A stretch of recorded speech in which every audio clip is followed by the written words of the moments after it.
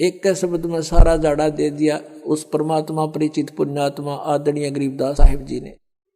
क्या बताते हैं, मन तू चल रे सुख के सागर, जहां शब्द सिंधु रत्नागर।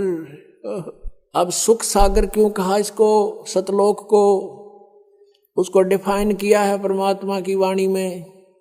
शंखों लहर मेहर की उपजे कहर नहीं जा कोई, दास गरीब अचल अविनाशी ही सुख का सागर सोई। उस सतलोक में कहते हैं आपके अंदर असंख्यों लहर मेहर की उपजेंगी, कहर नहीं जा कोई। जैसे आप कभी कभी एकांत में बैठे हो दास के साथ, तो बहुत बार बनी है ऐसी बातें, ऐसी बहुत बार हिलोर उठती हैं। जब वो एक तरंग आती है मेहर की, उस समय कोई भी बुरा दिखाई नहीं देता। दुश्मन भी जो हमें दुख दे रहा है उसके प्रति भी बिल्कुल दुर्भावना नहीं रहती, कोशिश करने से भी दुर्भावना नहीं आती। उसके अवगुणों को भी गिनते हैं तो भी दुर्भावना उत्पन्न हृदय में नहीं आती। और वो होती है कुछ समय की, फिर उसके जाने के बाद जो का त्यों कहर टूट जाता है। उसने ऐसा क्यों किया, उसने ऐसा कैसे कर दिया, वो घाटा हो गया, वहां ऐसे नुकसान हो गया, फलाना ऐसे करना है, यानी वो कहर की लहर फिर शुरू होगी।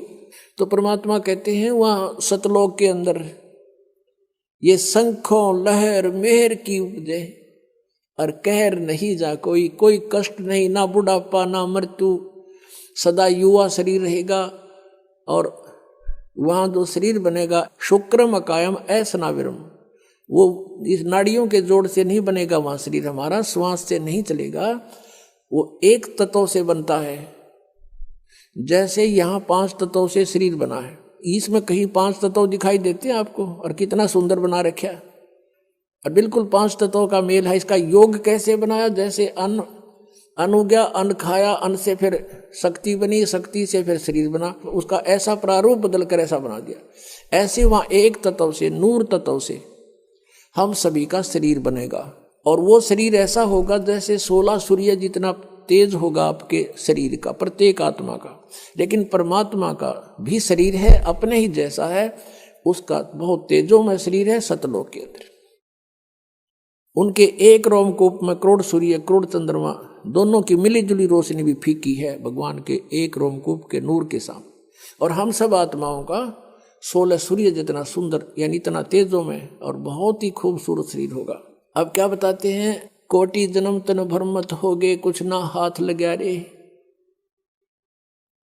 पुण्यात्माओं, अभी तो आपको ज्ञान अभी इतना गहनता से ग्रहण नहीं किया आपने, अंदर समाया नहीं आपके अंदर। जब ये सच्चाई हृदय मान लेगा ना, आपका आत्मा मान लेगी 100 की 100 सच्ची है जो परमात्मा ने बताई।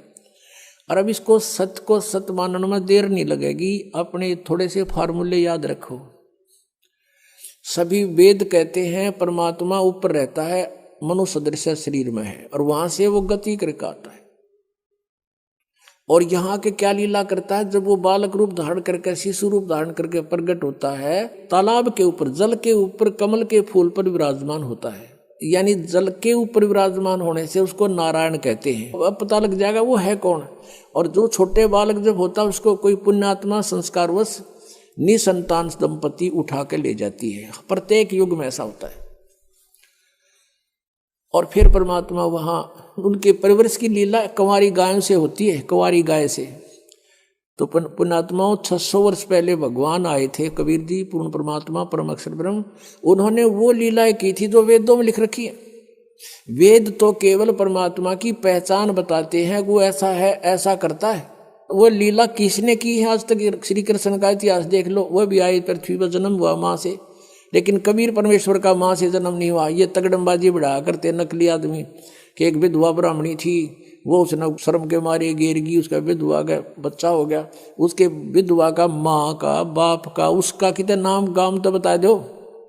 ऐसे सट्टे मारे मूर्ख बना रखा था हमारे को, सारी झूठ बोल रखी थी, भगवान को कौड़ी सिद्ध कर दिया और कौड़ियों को लाल बता रखा था। और वो कंवारी गायों से दूध पीता है, वो कंवारी गायें दूध देती है। तो ये लीला परमेश्वर कबीर जी ने की थी, और आज तक किसी ने करी हो बता दो। और किसी का नो प्रमाण ऊपर तो चलकाया और सह शरीर चला गया वापस, एक दिखा दो जिनको हम भगवान मानते थे। राम श्री कृष्ण का दिखा दो। तो कहने का भाव पुण्यात्मा, हम भगवान को पहचान नहीं सके क्योंकि जिनको हम गुरु मानने थे वो अंधे थे, ज्ञान नेत्रहीन थे। वो कहते मोती मुक्ता दर्शत नाही, यो जग है सब अंधरे, दिखत के तो नैन चश्म इनका फिरा मोतिया बंदरे।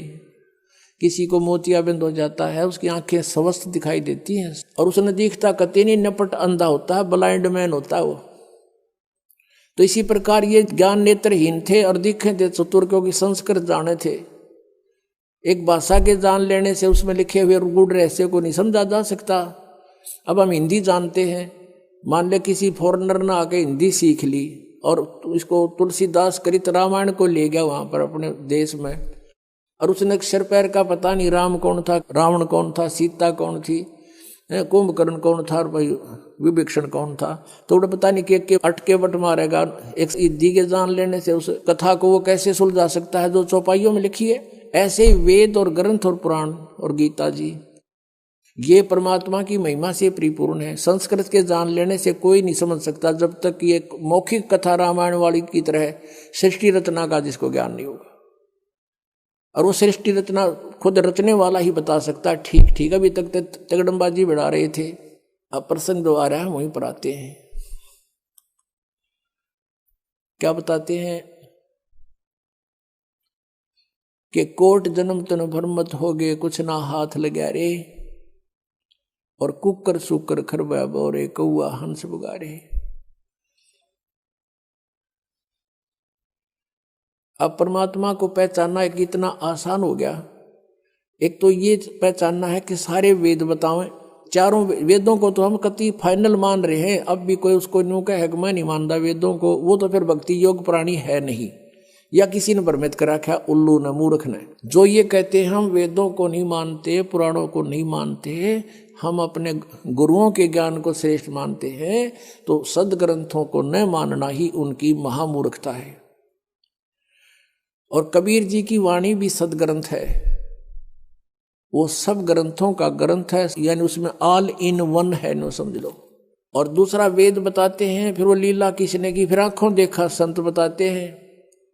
हम सुल्तानी नानक तारे, दादू को उपदेश दिया, जात जुलाहा भेद न पाया, वो काशी माहे कबीर हुआ।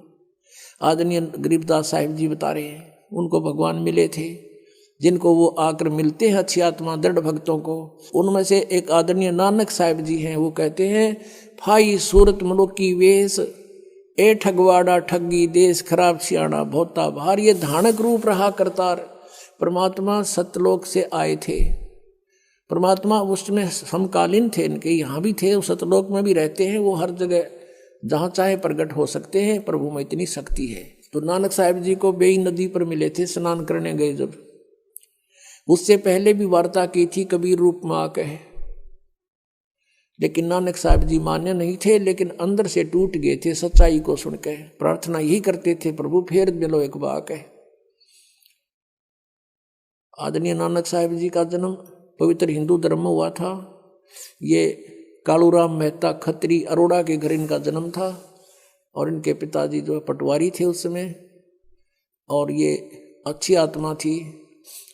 फिर ये इन्होंने एक अपनी बहन के नगर में, जहाँ उनकी बहन ब्याह रखी थी, सुल्तानपुर शहर में अपने बहनोई की सिफारिश से वहाँ के सुल्तानपुर के नवाब के यहाँ नौकरी करते थे, मोदी खाने में। तो स्नान करने के लिए बेई नदी पर जाते थे। पहले परमात्मा कबीर जी उनसे मिले, चर्चा की और बताया कि मैं कबीर हूँ और छोटी जाति का धारक हूँ, काशी में रहता हूँ और मैं ज्ञान की तलाश में घूम रहा हूँ। तो नानक साहिब जी ने बताया कि श्री कृष्ण जी, श्री विष्णु जी सर्वशक्तिमान हैं, ये परम शक्ति हैं। गीता में इसी का वर्णन किया गया है, यानी जैसा भी उन्होंने, श्री नानक देव जी ने ब्रजलाल पांडे से गीता पढ़ा करते थे, जैसा भी ऐसे इन गुरुओं ने हमें ज्ञान दे रखा था, उसी आधार से नानक जी ने बहुत अपना सुनाया कि ऐसे है, श्री कृष्ण सर्वेश्वर हैं, सर्वशक्तिमान हैं, इन्हीं की भक्ति से मोक्ष होगा। तो परमात्मा ने उनसे 7 श्लोकों के उत्तर पूछे थे नानक साहिब जी से। एक तो ये पूछा था कि यदि श्री कृष्ण जी सर्वशक्तिमान हैं चौथे अध्याय के 5वें और 9वें श्लोक में, दूसरे अध्याय के 12वें श्लोक में, 10वें अध्याय के दूसरे श्लोक में कहता मेरी तो जन्म मृत्यु होते। 18वें अध्याय के 62वें श्लोक में ये किसको किसकी शरण में जाने को कह रहे हैं, पूछना आपके ब्रजलाल पांडे से। 7वें अध्याय के 18वें श्लोक में अपनी गति को अनुत्तम कह रहे हैं। उत्तम पुरुष है तू अन्य वो कौन है। चौथे अध्याय के 34वें श्लोक में कहा कि तत्व ज्ञान तो कोई और है, ये गीता वाला ज्ञान तत्व ज्ञान ने उसको संत बतावेंगे।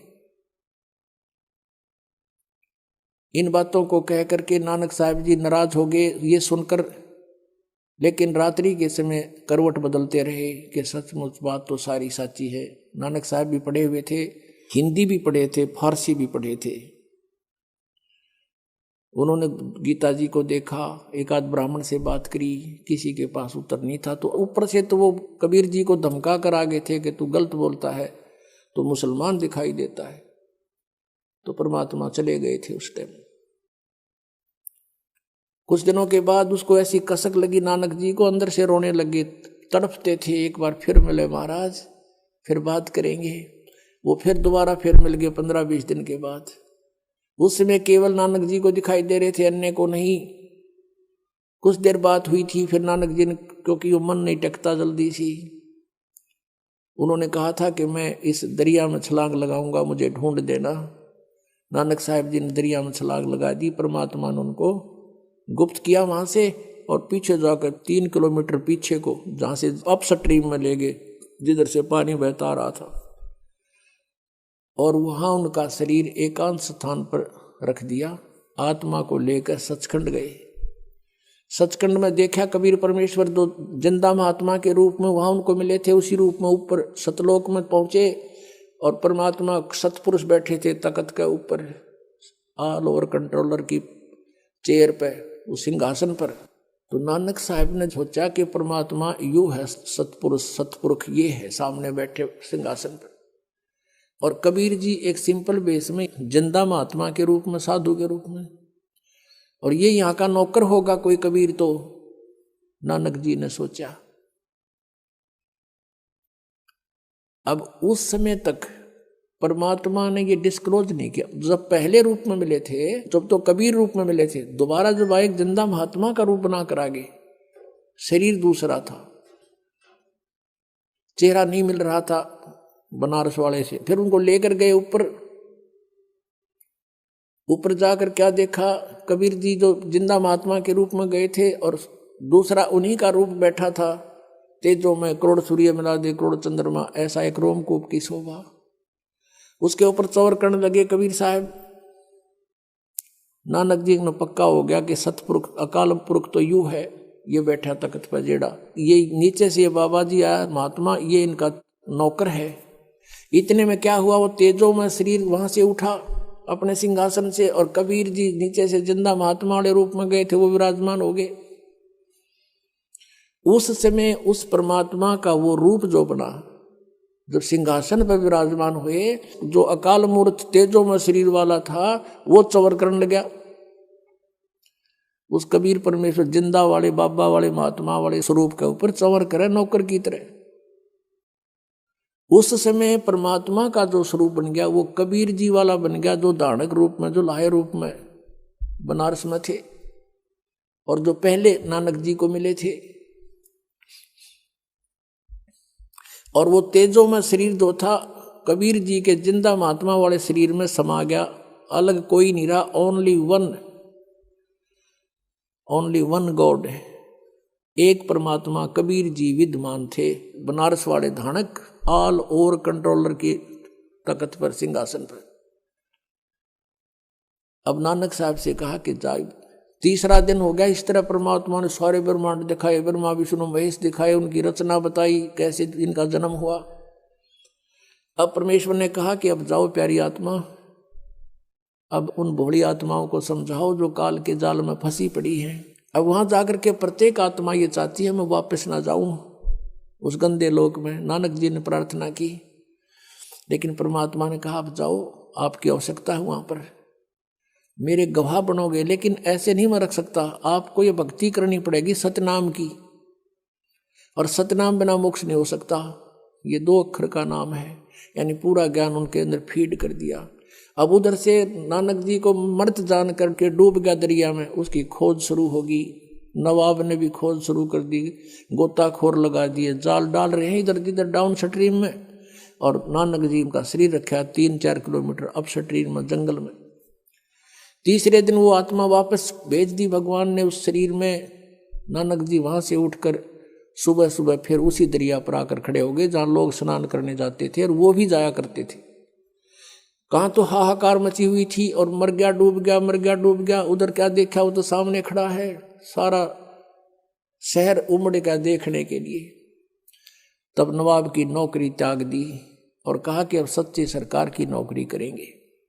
तो फिर वो इस खोज में परमात्मा ने कहा था कि मैं बनारस में हूं, काशी में, और वहां आ जाना, सतनाम दूंगा, और सतनाम बिना मोक्ष नहीं, और वो काल का लोक। तो सतनाम प्राप्ति के लिए, और नानक जी ने वाहे गुरु कहा था कि वाहे गुरु। जब अकेले रह गए ना तख्त पे कबीर जी सतलोक में, और दूसरा रहा नहीं भगवान, जब ने कहा था वाहे गुरु, सही रास्ता दिखा दिया।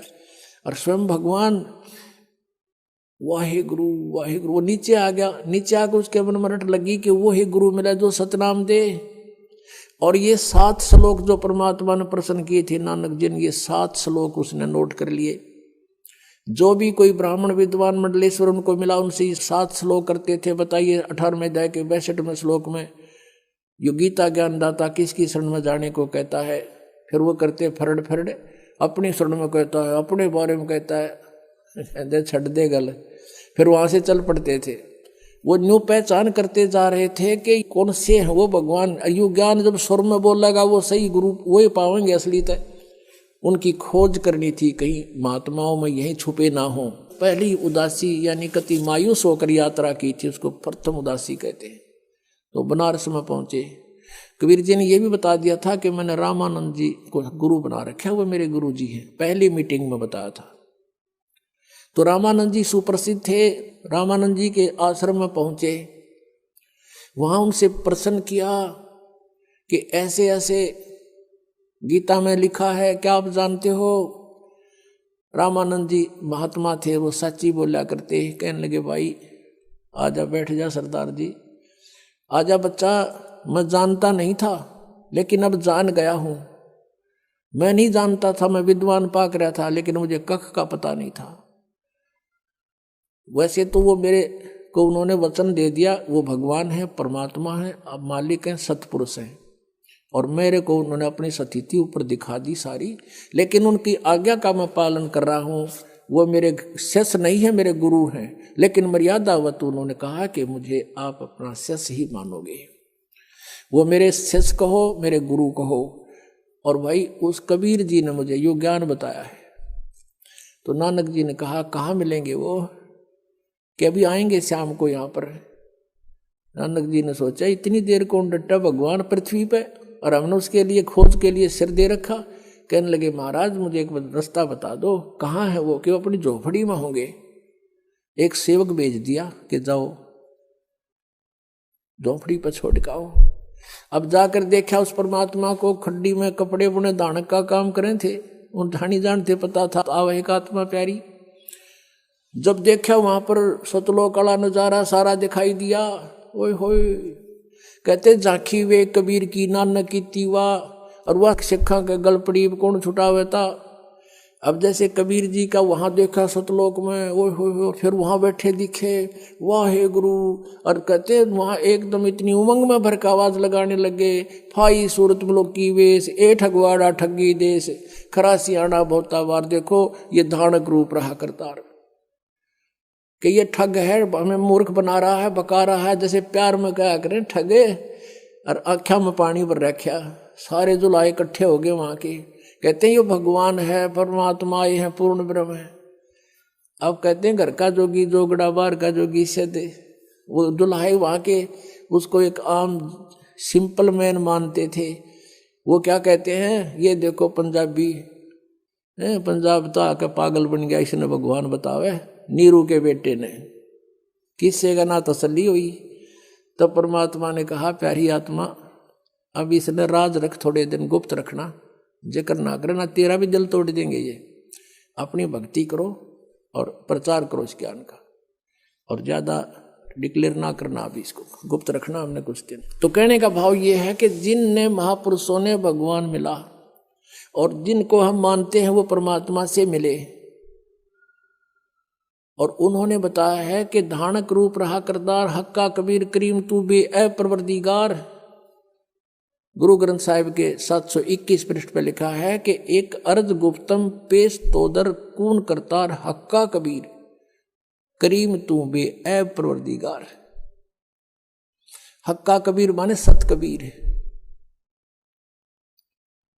और ये 24 पृष्ठ पे लिखा है, भाई सूरत मुल्क की वेश, ए ठगवाड़ा ठगी देश, और खरा सियाणा बोता भारी, धानक रूप रहा करता। अपने आत्माओं हमने भगवान को पहचानने में घनी देर ना लग गई वे। हम अज्ञान में कितने आट रखे इन्होंने, लेकिन परमात्मा का ये तत्व ज्ञान ऐसा है। और ज्ञान सब ज्ञानड़ी, कबीर ज्ञान सो ज्ञान, जैसे गोला तोब का अब करता चले मैदान।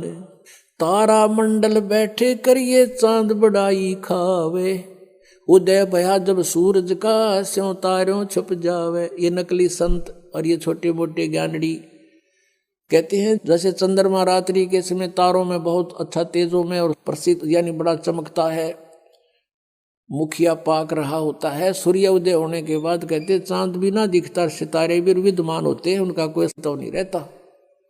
ऐसे ही कबीर परमेश्वर की महिमा से हम परिचित हो जाएंगे, फिर अन्य भगवान इन चांद और सितारों की तरह ऐसे निष्क्रिय हो जाएंगे, इनका अस्तित्व नहीं दिखाई देगा प्यारे को। तो क्या बताते हैं, अंधे की बां गई अंधे ने मार्ग कौन बतासी।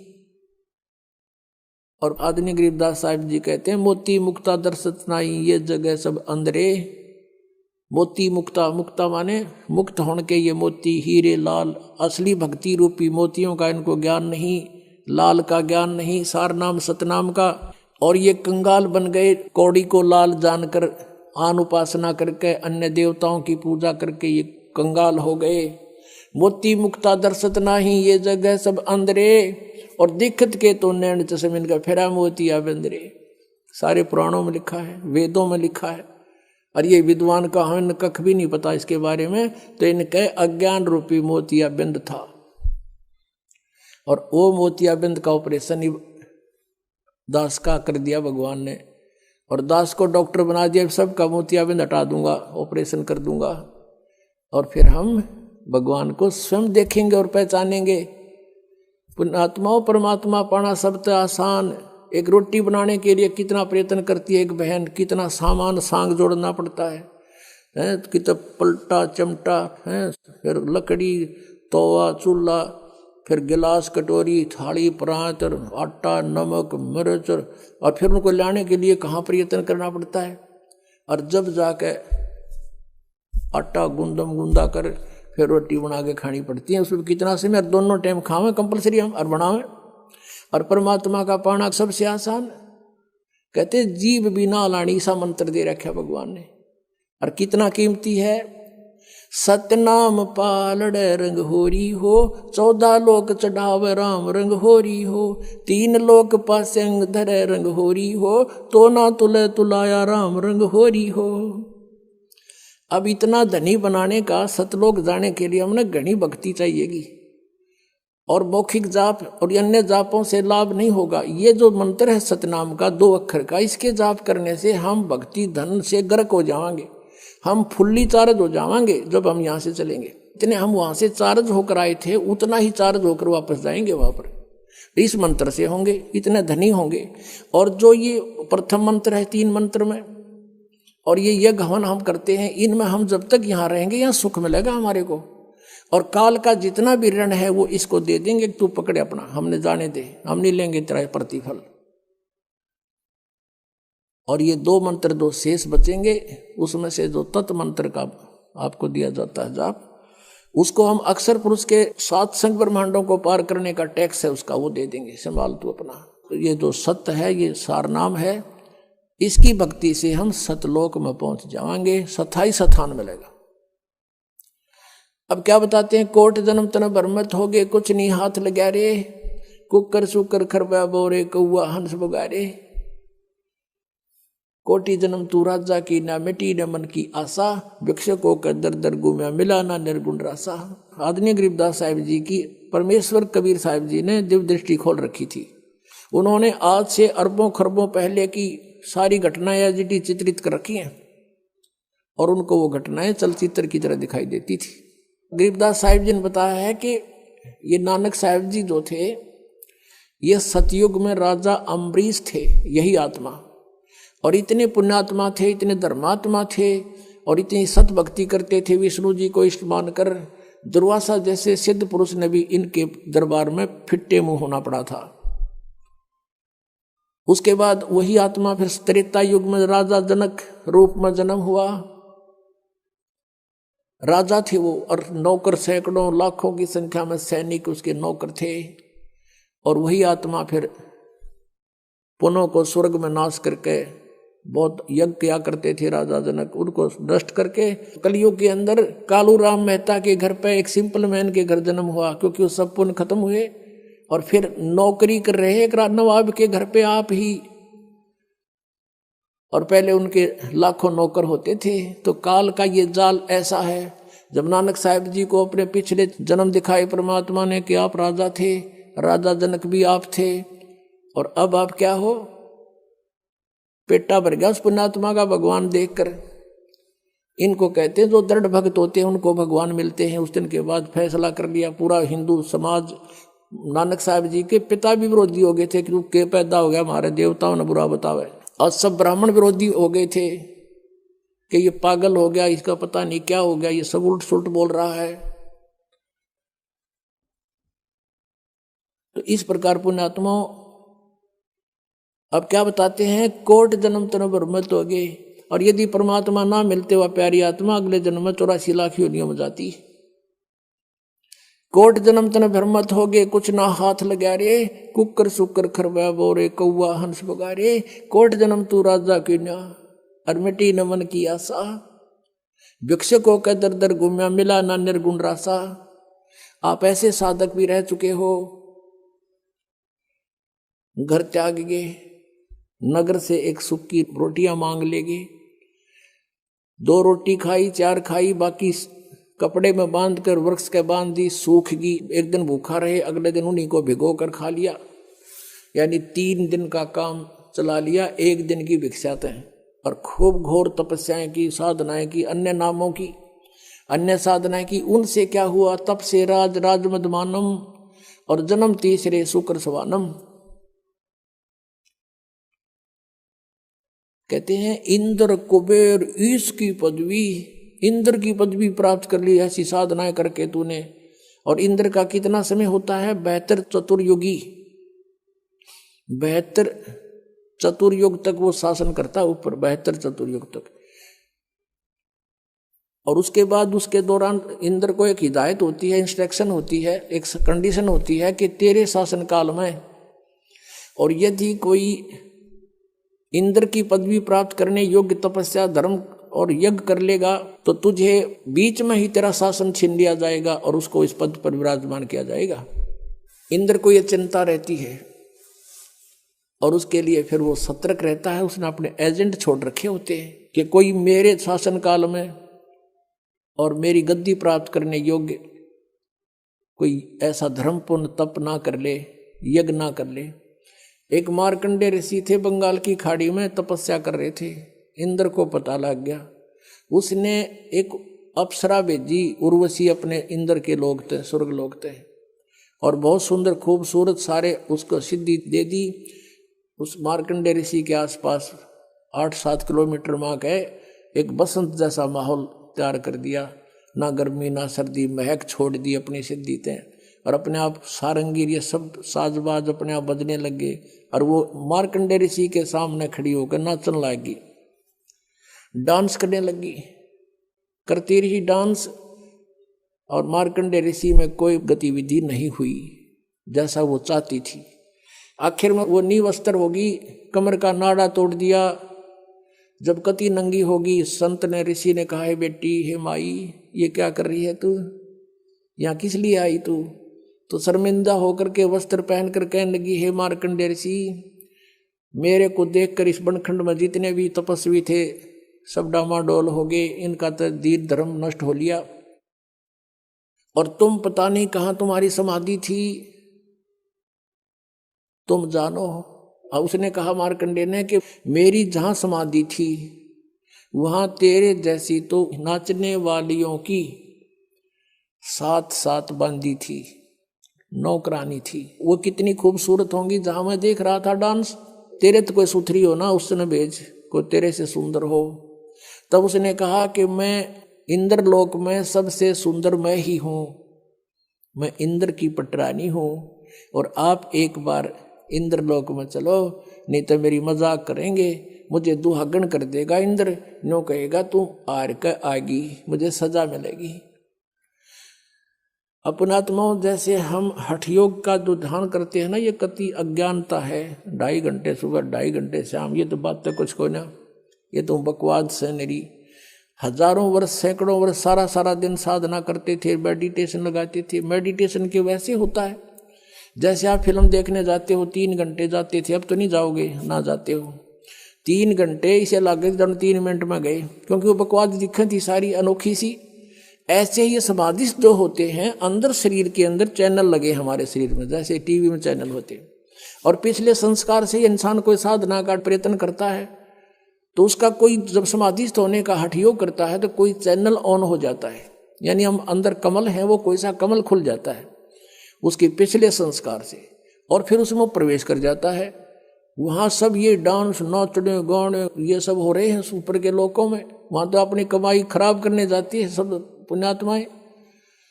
तो ये मन आप कहीं बैठ कर देखना, 10 मिनट भी भक्ति ना करने दे। जब मैं सोचा चल वहाँ चलते हैं, नो करते हैं, कहीं बस की इंतजार करती है ना, और बस स्टैंड पर बैठ जा, 10 बैठा होगा, देखिए कि छियाली, और फिर बैठ जा, फिर थोड़ी देर में उठ कर देखेगा कोई दिखेगी तय। और ये बैठे रहते हजारों वर्ष, ये न्यों बैठा करते कि यहाँ से इस मन को ऊपर और अच्छी बकवास दिखाई दे थी। मार्कंडेय ऋषि कहता था, मेरी समाधि ब्रह्मलोक में पहुंच रही थी, सहस्रार कमल में, और इस टीवी देख रहा था शरीर के अंदर, वो यहाँ ये चोटी दो रहे, तो वहाँ होटल है, होटला में जीवात्मा वहाँ पहुंच गई मार्कंडेय ऋषि की। और तभी तो ये बैठे रहा करते इतनी समय तक, ना कौन बैठे, और बैठने से इनका तप बन जाता। तब से अगले जन्म में राजा, और कुछ दिन स्वर्ग में, और फिर 84 लाख योनियों में इनका ऐसी दुर्गति हो रही थी। उर्वशी कहने लगी कि इंद्र की पटरानी मैं ही हूं। तब मार्कंडेय ने कहा, जब इंद्र मरेगा तू क्या करेगी? उस इंद्र की रानी ने, इंद्राणी ने कहा सची ने कि मैं 14 इंद्र वरूंगी।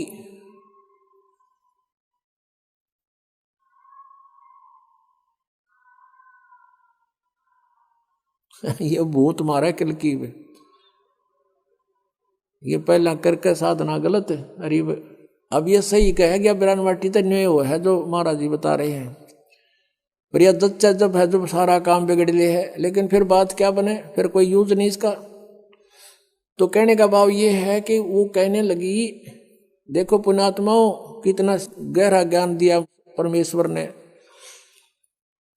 वो जो सची रूप में, इंद्र की पटरानी रूप में जो आत्मा है, उसने कभी जन्म जन्मांतर में कितने पुण्य करे, वो 14 इंद्र मर जाएंगे और वो अकेली उनकी पटरानी बनी रहेगी। उन्हें तो वहां सुख भोगने का मतलब है, अपना आनंद लेना है, वहां इज्जत बेइज्जती कुछ नहीं है ऊपर के लोगों में। वो तो पटरानी बनी रहेगी। इंद्र मर गया, बेहतर चौकड़ी योग पूर्ण होते इंद्र मर जाएगा। और वो क्या बताती है कि जितने इंद्र मैं भोगूंगी, यानी वो तो अकेली रहेगी पत्नी उनकी, और 14 इंद्र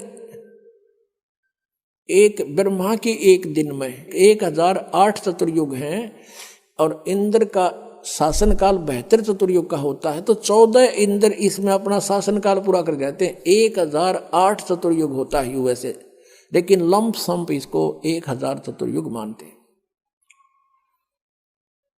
तो वो क्या कहती है कि उसने इतनी अच्छी तपस्या साधना भक्ति धन धर्म कर रखा था कि 1008 चतुर्युग तक वो अकेली आनंद भोगती है एज ए पटरानी, यानी स्वर्ग लोक में। और 14 इंद्र अपना शासन काल 72 चतुर्युगी पूरा करके मरते रहेंगे तो वो गधे बन जाते हैं। 67 गधे की योनि से होता है इंद्र का जो जीवन 83 लाख योनियों में। अब क्या बताया है कि तू इंद्र मरेगा जब क्या करेगी? ऋषि मार्कंडेय ने पूछा। इंद्राणी ने उत्तर दिया कि मैं 14 इंद्र भोगूंगी। मार्कंडेय ने कहा कि वो 14 भी मरेंगे जब क्या करेगी कि मैं तो गधी बनूंगी और जितने इंद्र में भोगूंगी वो गधे बनेंगे। फिर जिस लोक के राजा भी गधे बने और रानी भी गधी बने, फिर मुझे वहां क्यों ले जावे थी? न्यो बोली अपनी इज्जत रखने खातिर, ना तू वहां न्यो कहेंगे कि तू हार का आगी। अब मार्कंडेय ऋषि हंसे, फिर न्यो बोले रे तू आज भी गधी 14 खत्म करेगी और मेरे पाछे फिर खुद का गधी बनोगी, बता तू भी इज्जत की ठेकेदार नहीं हो रही, अब बिनो का बेइज्जती होगी।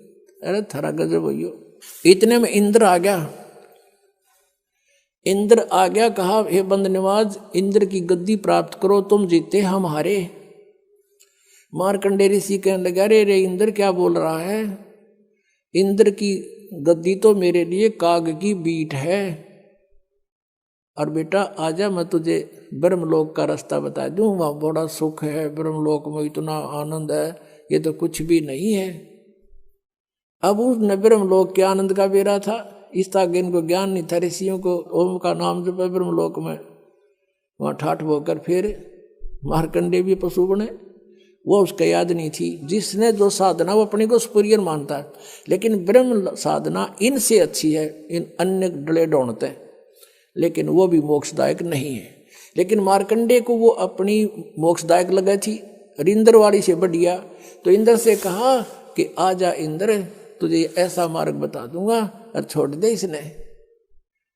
इंद्र कहता है कि महाराज जी फिर देखूंगा, इब तो मैंने मौज मारने दो, अगजा मर ले कुएं पड़ के।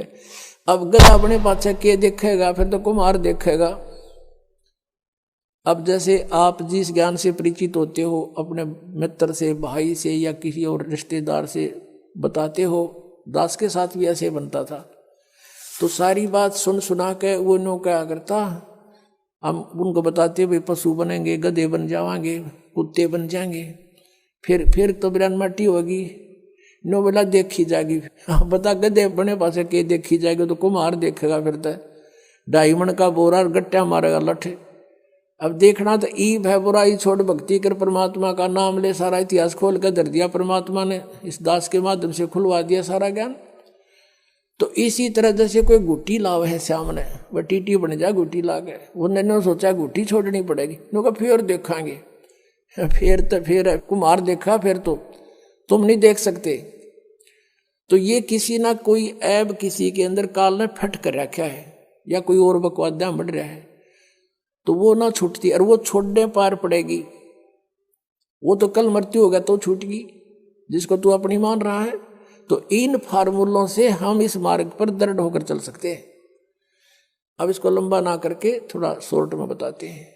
फिर क्या बताते हैं? इंद्र को भी और ईश की पदवी, और ब्रह्मा वरुण धर्मराया विष्णुनाथ के पुर को जाकर फिर भी वापस आया। कहते असंग जन्म तना मरत्या हो गए, जीवित क्यों नाम रह रे, ये 12 मद महल मठ बोरे बहुर ना दे धरे रे। जीवित मरना किसे कहते हैं? एक तो ये है कि इच्छाओं का नाश करे, बड़ी कोठी बनाना, बड़ी कार लेना है, फिर उधर की बकवाद ब्याह शादियों में डांस करना, गुटी लगाना, फिर दहेज देना और लेना, लोग दिखावा करना। कहते ये बकवाद छोड़नी पड़ेगी। संसार के चोचलों को देखकर हम नहीं चल सकते, उनसे मन हटाना पड़ेगा। और दूसरा जीवित मरना ये है, जैसे आप जी यहाँ आते हो, मन कोई ना कोई आंट अड़ावेगा आपके, यो नुकसान हो जाएगा, नो हो जाएगा, फलाना हो जाएगा। तो उस समय विचार करना चाहिए कि जो व्यक्ति ऐसे कंपलसरी काम के लिए नाइट सर्विस से गया था और वापस आना था, उसने रात्रि में मृत्यु होगी, एक्सीडेंट होगा उसकी। अब कितना कंपलसरी, कितना जरूरी कार्य था जिसके लिए वो रात ही वापस आना चाहता था। अब आप भी गया और वो काम भी रह गया। तो नो इस मन पापी ने समझा दे जब यू बकवाद करने लग गए सत्संग की तरफ चले और ये कुछ आंट अड़ावे तो नो मन जीवित मर ले कि नो सोच ले मैं मर गया और मेरी मृत्यु होगी और फिर कौन संभालेगा इसने। और चल पड़ा आंख मीच के सत्संग की तरफ। आप देखना इसका कहते बड़ा पुण्य मिलेगा आपको। और फिर 3 दिन के बाद 4 दिन के बाद आप वापस चले जाओगे और आप वापस जा करके जो थोड़ा बहुत काम उलट पुलट हो भी गया, वैसे तो होता नहीं भगवान के लिए जो सच्चे दिल तो चलते ठीक उड़क खड़ा पाओगा भगवान आपको, ये सत्कर मान लेना। लेकिन हम इतना विश्वास नहीं कर पाते शीघ्र सी, तो इन परमात्मा के विधान के अनुसार चल कर देखें तो न्यू सोच ले 4 दिन में जो काम बिगड़ गया उसने फिर संभाल लेंगे जाके। और जब परमानेंट टिकट कटेगी फिर या कौन सा ये पक्का कि हम नहीं मरेंगे, जब मान ले परमानेंट मर गए मृत्यु होगी फिर क्या करोगे। वो काम फिर भी रह गया, राम भी रह गया। कहते हैं राम नाम कड़ुआ लग गए और मीठे लग गए दाम, दुविधा में दोनों गए माया मिली ना राम। एक हमारे गुरुदेव जी के शिष्य थे, तलवंडी भाई कस्बा है फिरोजपुर जिले में, और गुरु जी के सतलोक जाने के उपरांत दास की वहां जाके सत्संग करने लग गया था। कुछ दिन किया वहां दूसरे रविवार को, तो उनका गुरु जी के जो शिष्य थे उनका कोई रिश्तेदार आया था, कोई बुढ़िया के शौक व्यक्त करने। शुक्र को आया था, शनिवार को उसने जाना चाहा। उन्होंने कहा कि हमारे यहाँ सत्संग सुनना, सत्संग होगा कल रविवार को 9 से 11 सत्संग है, सत्संग सुनना। बोला मैंने बहुत सुन रखे सत्संग। उन्होंने कहा कि आपने ऐसा सत्संग नहीं सुना होगा, आप अवश्य सुनना। बोला नहीं, मुझे बहुत ज़रूरी कार्य है, वहाँ एक कॉन्ट्रैक्ट होना है, मेरा एग्रीमेंट होना है और उसमें मुझे 5 लाख का बेनिफिट होगा। तुम क्या जानो मेरे व्यवसाय के बारे में। और सन 1997 की बात है ये, 1997 में 5 लाख, आज के 50 लाख है, न समझ लो। वो नहीं माना, वो चला गया। शनिवार को शाम न चला वहाँ से चंडीगढ़ के लिए। अंबाला के पास आकर के एक बजरी का भरा हुआ ट्रक खड़ा था, उसके दोनों पिछले 4 पहिए निकाल रखे पिछले और जैक लगा रखा था डिफेक्ट हो जाने से। उसने तो वो एग्रीमेंट दिखाई दे था, पूरा परिवार कार में 4 सदस्य थे, 2 बच्चे और 2 वो खुद। मारुति कार थी, फुल स्पीड पर चल रहा, वो ट्रक के नीचे जा घुसी, वो जैक हटा, सारा ट्रक ऊपर पड़ गया, बजरी का भरा हुआ, कचूमर निकल गया, 4 मर गए। अब चाट लिया उन 5 लाख रुपया ने। परमात्मा कहते हैं राम नाम कड़ुआ लागे मीठे लागे दाम, और दुविधा में दोनों गए माया मिली ना राम। तो इस तरह इस मन पापी को आपने मालिक के इन फार्मूलों से हटाकर और इसमें जोड़े रखे भगवान के पाले पे। फिर क्या बताते हैं, दोजिक भिष्ट सभी ते देखे राजपाट के रसिया, और 3 लोग से तरपत नाही यो मन भोगी खसिया। कोई सरपंच बन जाता है, नो नीत रहे चेयरमैन बनूं, चेयरमैन बन जाए नो सोचा मैं एमएलए बनूं, एमएलए बन जाए नो सोचा मंत्री का दाव लगे, मंत्री बनते नो सोचा मुख्यमंत्री बनूं जो पेटा भरे। इतना मृत्यु हो जा भाई, दर दर फिरे। अब जैसे अरुणाचल का एक मुख्यमंत्री, आंध्र प्रदेश का मुख्यमंत्री और पोलैंड देश का पूरा कैबिनेट, पूरा मंत्रिमंडल इंक्लूडिंग प्राइम मिनिस्टर एक जहाज में क्रैश होकर मर गए। ये हेलीकॉप्टर में जा रहे थे जल्दी के मारे, ये दोनों मुख्यमंत्री जी ये यहाँ मर गए। अब इनको कितना कंपलसरी, कितना जरूरी काम होगा, जो हेलीकॉप्टरों से यात्रा कर रहे थे, जाता हूँ मीटिंग करूंगा, फलाना करूंगा, फलानी फाइल साइन करूंगा। अब परमात्मा बताते हैं कि इन बातों ने याद करो तुम कि दोजिक भिष्ट सभी ते देखे राजपाट के रसिया, और 3 लोग से तरपत नाई यो मन भोगी खसिया। इसने 3 लोग भी दे देना तो भी संतुष्टि नहीं इसकी, न सोचो और कितने पावा जब बात पड़े। कहते सतगुरु मिले तो इच्छा मेटे, पद मिल पदे समाना, और चलन सा उस लोक पठाऊं जो आदि अमर अस्थाना।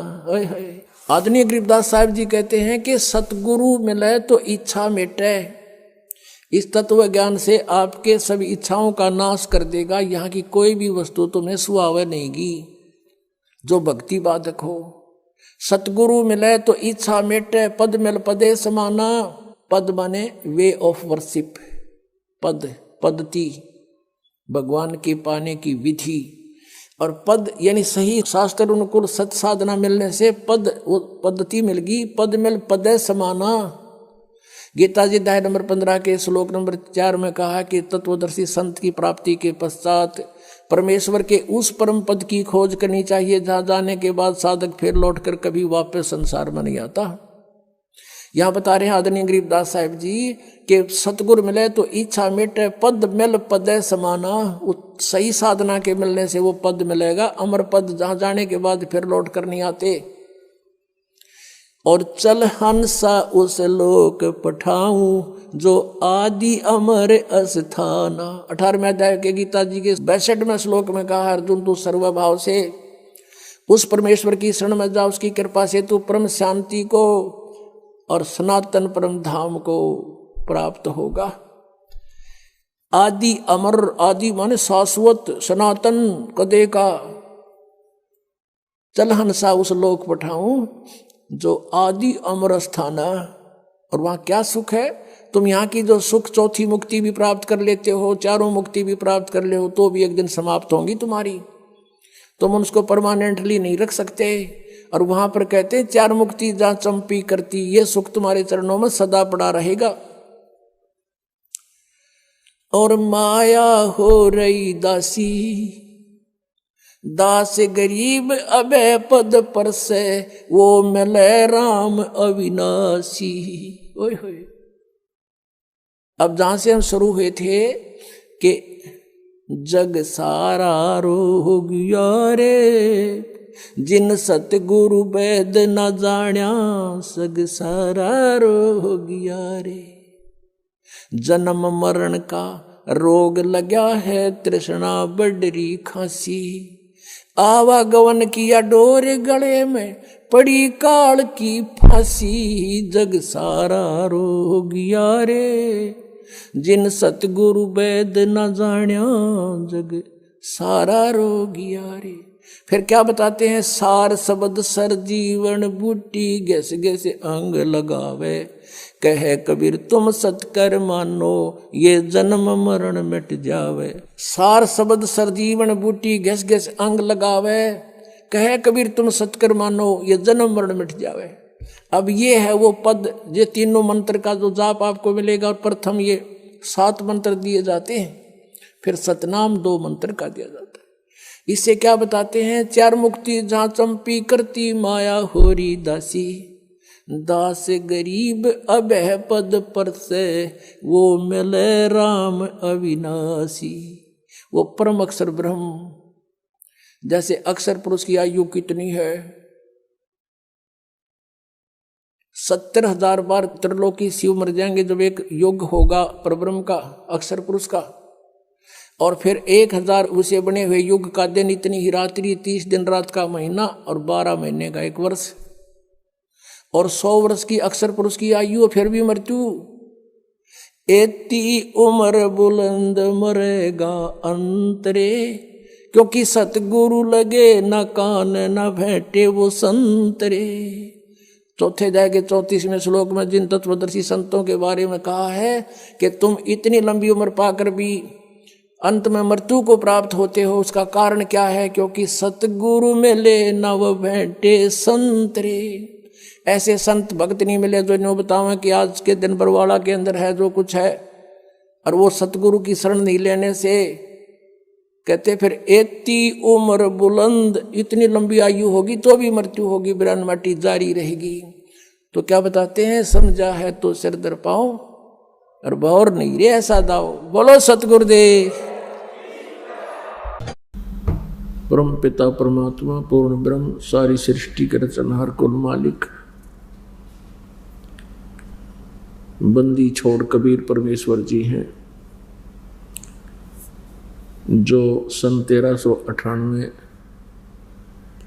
विक्रमी संवत 1455 ज्येष्ठ शुद्धि पूर्णमासी को अपने सतलोक से चलकर, अपने रत धाम से चलकर, मुक्ति धाम से चलकर गति करके काशी शहर में एक लहर तारा नामक तालाब के ऊपर विकसित कमल के फूल पर शिशु रूप धारण करके विराजमान हुए थे। परमेश्वर के बारे में बहुत सी गलत धारणाएं फैला रखी हैं कि वो किसी विधवा ब्राह्मणी के पैदा हुए थे स्वामी रामानंद जी के आशीर्वाद से। ऐसी ऐसी बकवादें परमात्मा के विषय में कह रखी थी। किन्होंने जो परमात्मा को पहचान नहीं सके। पुण्यात्मा लाल की परख जौहरी कर सकता है, और जौहरी के न मिलने से अभी तक हम लाल को तो कूड़े की टोकरी में डाले बैठे थे और कंकर पत्थर कौड़ियों को कंचों को इनको हम लाल समझकर बहुमूल्य समझकर इनको इकट्ठा किए बैठे थे। अर्थात परम अक्षर ब्रह्म की साधना ना करके आन उपासना आन देव की साधना अन्य देवताओं की पूजा करके हम अपने मनुष्य जीवन को बर्बाद करते रहे, व्यर्थ करते रहे, नष्ट करते रहे। आज हमें परख हुई कि परमात्मा कौन है और उसकी प्राप्ति कैसे हो सकती है। जब तक हमें ये विश्वास नहीं होता कि परमात्मा कौन है, कैसा है, उसको पाने की विधि कौन सी है और वो कहाँ प्रमाणित है, तब तक हम भक्ति करते हुए भी दृढ़ नहीं हो सकते। हमें कोई भी डगमग कर सकता है। तो इस प्रकार हमने सद्ग्रंथों को आधार मानकर ही इसका निर्णय करना पड़ेगा। जैसे श्रीमद् भगवद गीता अध्याय 16 के श्लोक 23 और 24 में स्पष्ट किया है कि शास्त्र विधि को त्याग कर जो मनमाना आचरण करते हैं, अर्थात मनमाने मंत्र जाप करते हैं, मनमानी साधनाएं करते हैं जो सद्ग्रंथों में प्रमाणित नहीं है, उनको न तो कोई सुख होता है, न उनकी गति होती है और न ही उनकी कोई सिद्धि प्राप्त होती है, अर्थात यूजलेस, व्यर्थ। फिर 24वें श्लोक में कहा है गीता जी के अध्याय 16 के 24 श्लोक में, इससे तेरे लिए अर्जुन कर्तव्य और अकर्तव्य की व्यवस्था में शास्त्र ही प्रमाण है। अर्थात जो सद्ग्रंथों में लिखा है उसी को आधार मानना है, किसी की दंत कथा किसी के कहने से विश्वास नहीं करना। पुण्यात्माओं, आपका सौभाग्य है आज आपको मानुष जीवन प्राप्त है, मानव तन प्राप्त है, और भी पुण्य है आपके, और भी धन्य हो आपके, आप जी सतलोक आश्रम बरवाला में पहुंच गए हो। आप जी ने उपदेश ले लिया है। धन्य है आपके माता पिता को जिनसे जन्म हुआ कि आपको ऐसे शुभ समय में मनुष्य जीवन प्राप्त हुआ है।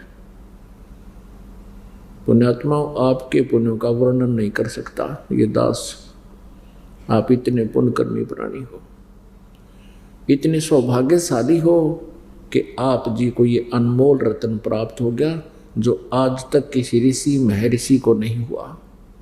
ब्रह्मा विष्णु महेश भी इस अनमोल ज्ञान से और इस साधना से वंचित है जो आज आपको प्राप्त हुआ। और जो पुण्यात्माएं परमात्मा को पहचान कर यहाँ आएंगे, पहुँचेंगे, वो भी धन्य भाग होंगे, वो भी बड़े सौभाग्यशाली होंगे।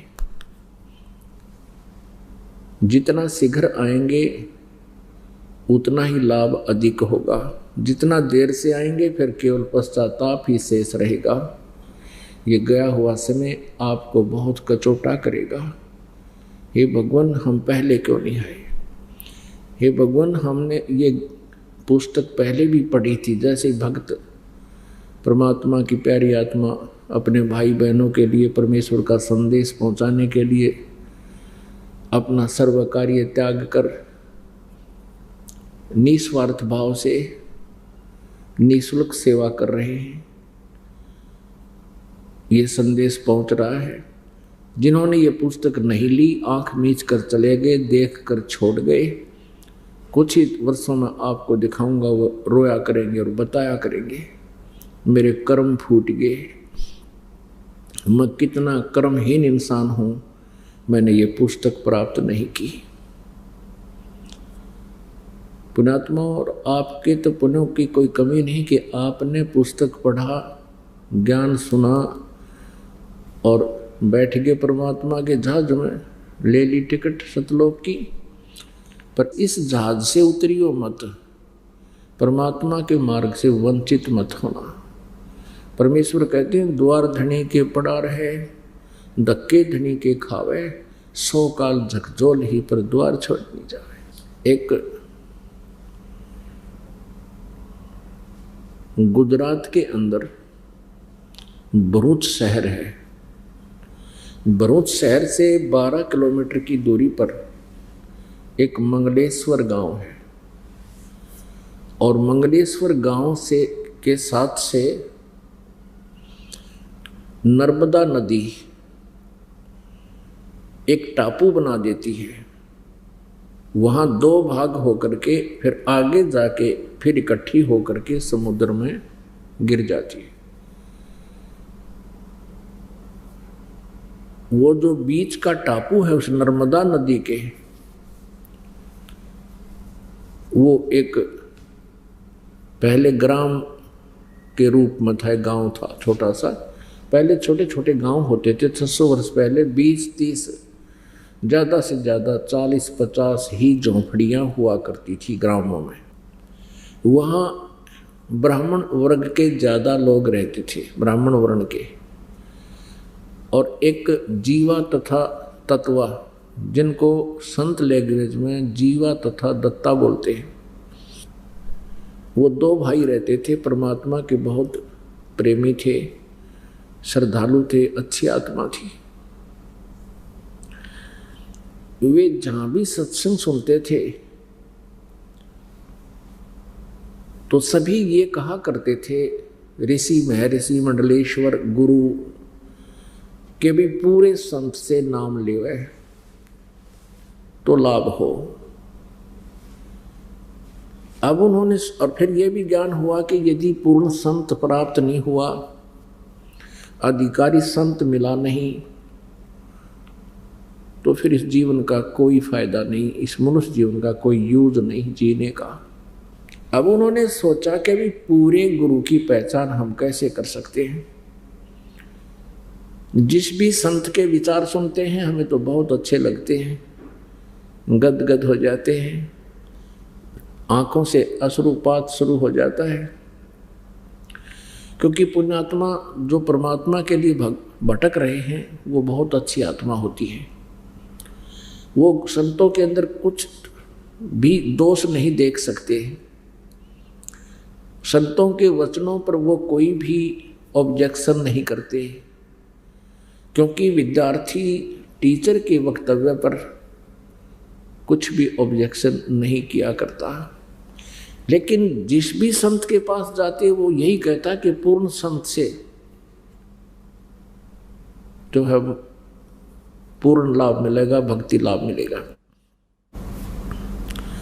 और फिर आखिर में सत्संग के दौरान, प्रवचनों के दौरान ये भी कह देते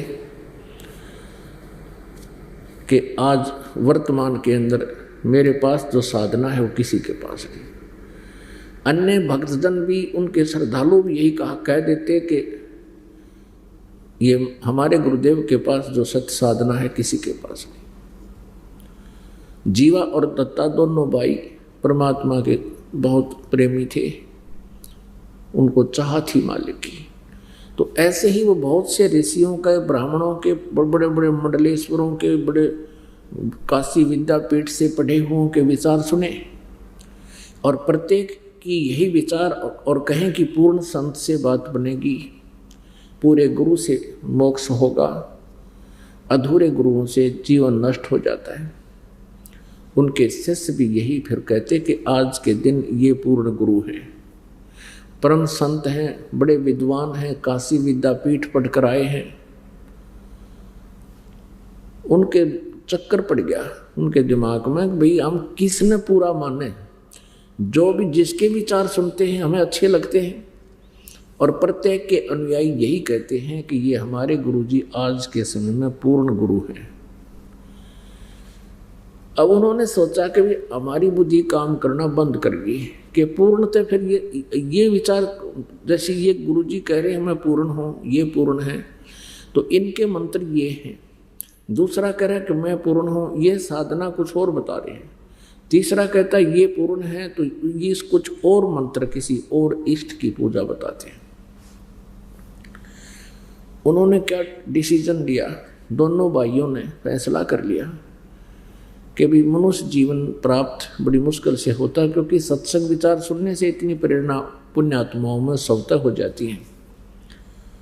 उन्होंने क्या फैसला किया कि भाई एक वट वृक्ष की, बड़ के पेड़ की एक टहनी, सूखी टहनी, और जैसे पौधा लगाते हैं ऐसा गड्ढा खोद कर उसमें गाड़ दी, और सोचा कि महापुरुषों के जो भी ये कहते हैं ये पूर्ण गुरु है, उनके चरण धोकर लाएंगे, उनके चरणामृत को इस वट वृक्ष की टहनी में डालेंगे। यदि ये हरी होगी यानी ये इसमें कोपल फूट आई, तो हम मान लेंगे कि ये पूर्ण गुरु है, अन्यथा नाम नहीं लेंगे। ये उन्होंने अपना एक पैमाना बना लिया पूरे गुरु के नापन का। वैसे ये कोई पैमाना नहीं होता, फिर भी परमात्मा अपनी प्यारी आत्मा को जो तड़फ रहे हैं भगवान के लिए, और तो वो उनको ढूंढते ही फिरते हैं। उन्होंने ऐसा ही किया, सभी महापुरुषों के चरण धोकर लाते और वहाँ डाल देते। किसी को वैसे बुला लाते, घर पे भोजन कराते, चरण धोते, उसमें डाल देते गड्ढे में, गमले में, कुछ नहीं हुआ। अंत में उन्होंने सोचा, हे भगवान, हे समर्थ, आप ही दया करो मालिक हम पर, हमारी बुद्धि काम नहीं करती।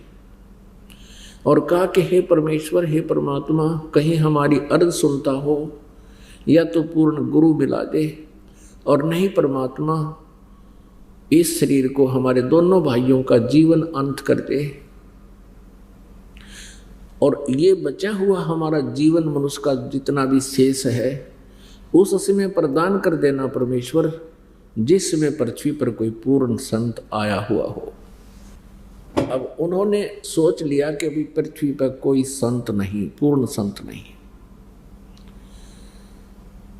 ये सोचकर बहुत दुखी रहने लगे, विलाप करते हैं, परमात्मा इस शरीर का अंत कर दो प्रभु, फिर जन्म देना जब कभी पृथ्वी पर पूर्ण संत हो।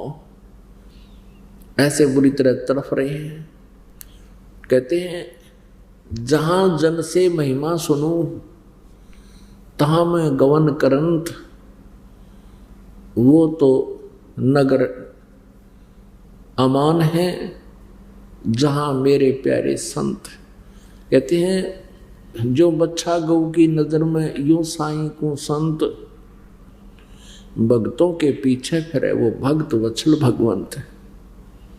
वो परमेश्वर उसमें बनारस में, काशी में विद्यमान थे, प्रकट हो रहे थे, सतलोक से आकर वहाँ एक दुल्हाए धानक की लीला कर रहे थे। उसी गांव में, जीवादत्ता के गांव में प्रकट हो गए, वहाँ चले गए एक साधु रूप में, और जीवादत्ता वाली गली से आगे निकलने लगे तो दत्ता बाहर खड़ा था। उसने महात्मा को देखा, चरण छुए, प्रणाम किया। महात्मा जी आगे को चले गए। अब दत्ता ने कहा, जीवा एक बहुत ही अच्छी आत्मा, एक संत देखा मैंने, आगे को चला गया, आपकी आज्ञा हो तो उनको बुला लाऊं मैं, उनके भी चरण धोकर देख लेंगे। अब जीवा ने कहा कि दत्ता मत फिर दुख नया ना करे, रहने दे, कुछ भूल पड़ गई है, पृथ्वी पर संत नहीं है। अब परमात्मा प्रेरणा करते हैं, कहते दोनों तरफ आप ही खेलते हैं दाता। दत्ता ने कहा कि वैसे तो जैसे आप कहोगे वैसे कर लेंगे, लेकिन मेरी आत्मा ऐसे मानती है कि ऐसा संत मैंने कभी देखा नहीं। उनको देखने मात्र से आत्मा गदगद हो रही थी, मेरे अंदर कुछ ऐसी उमंग सी उठ रही थी। अभी इधर गए हैं। अब जीवा ने सोचा मैं क्यों पाप का भागी बनूं, भैया चाहते हैं, कहा कि देख लो, आप बुला लो, कोई दिक्कत नहीं। इतने में परमात्मा वापस आगे जैसे किसी का घर ढूंढ रहे हो।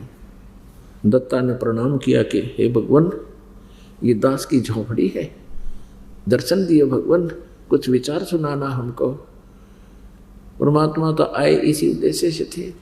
अच्छा भाई चलो, जैसा भी घर पे व्यवस्था थी उनको बैठने का स्थान दिया, कोई मुड्डा वगैरह दे दिया, कोई शटूल बना दिया।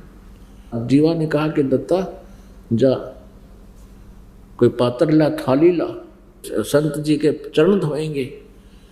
अब उसने दत्ता भाग के लाया, वो कोई थाली प्रांत जैसे भी थी पात्र, और परमेश्वर कबीर जी के चरण धोए। जीवा ने कहा कि दत्ता संत के चरणामृत को कहीं ऐसी वैसी जगह नहीं डालना होता, इसको पौधे में डाल दे। वो पौधा है ना, उनकी पहले स्कीम थी, वो पौधे में डाल देना। अच्छा भैया। अब जो ही दत्ता लेकर गया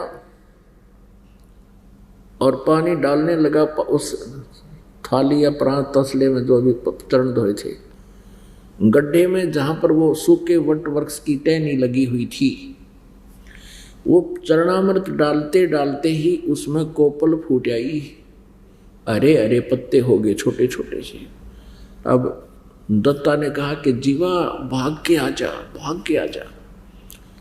अब जीवा ने कहा क्या हो गया? अरे आजा, देख क्या दिखाऊं तुझे। जाकर देखा दोनों भाइयों ने, सचमुच ये तो हरी भरी होगी। दोनों ने एक एक पैर पकड़ दिया और बुरी तरह रोने लगे, हे भगवान हमने आपकी खोज थी, हे परमात्मा हमने तो ये सोच लिया था पृथ्वी पर कोई संत नहीं रहे, हे भगवान आप पहले क्यों नहीं आए।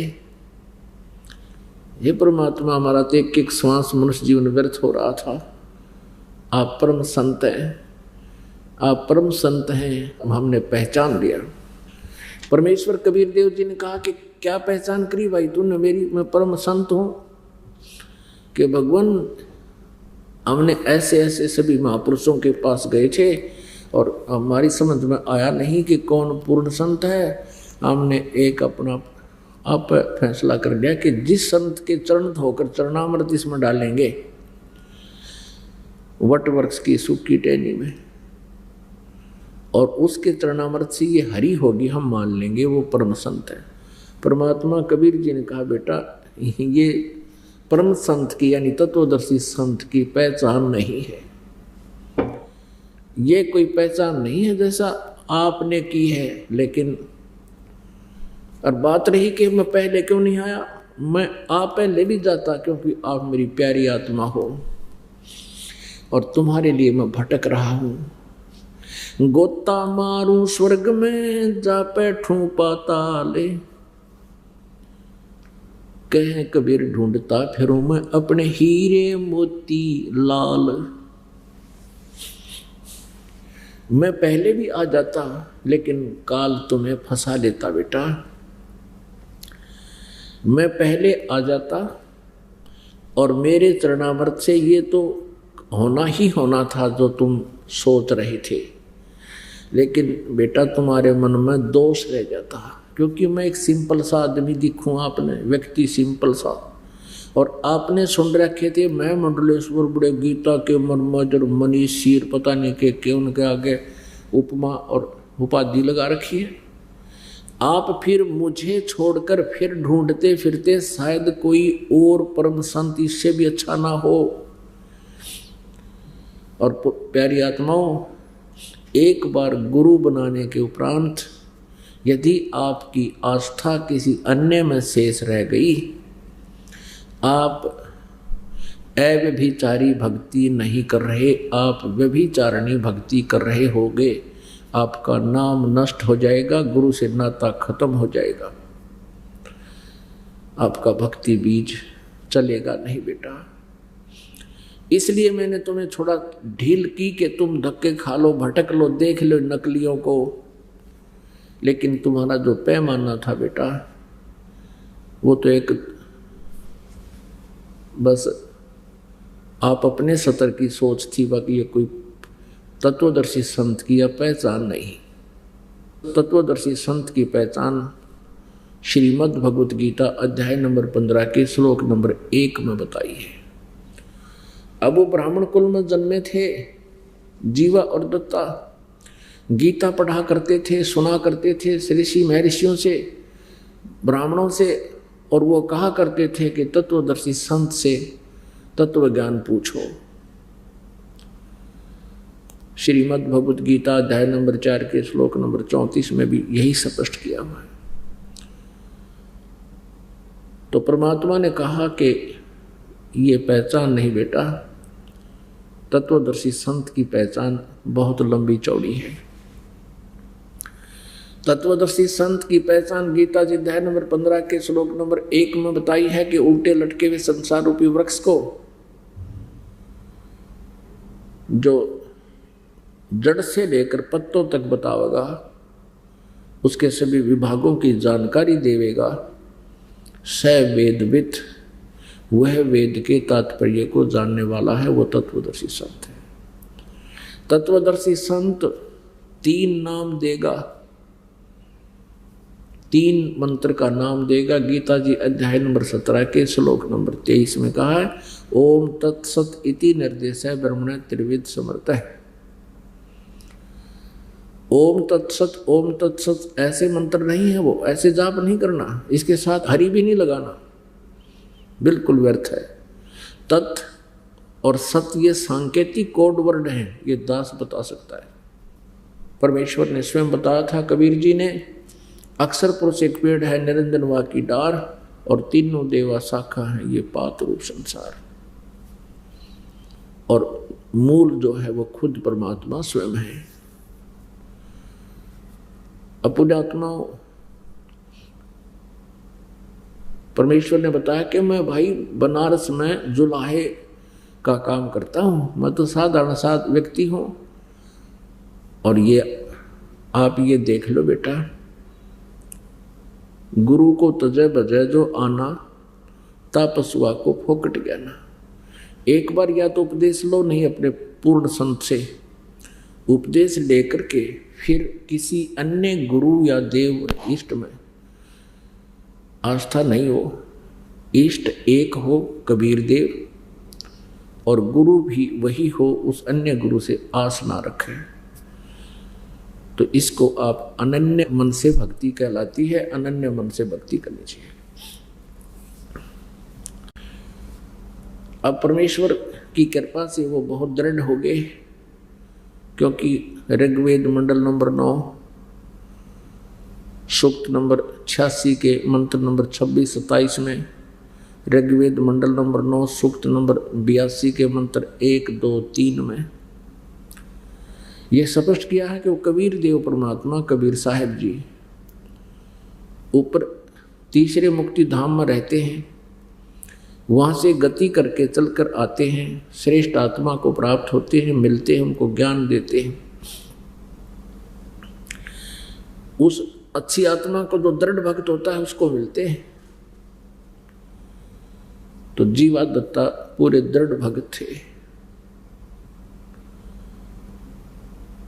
अब क्या हुआ, उस गांव के लोगों को पता लग गया, ब्राह्मणों को, कि जीवा और दत्ता ने तो जुल्म कर दिया। इन्होंने तो एक धानक से दुल्हे से नाम ले लिया, गुरु बना लिया दुल्हा।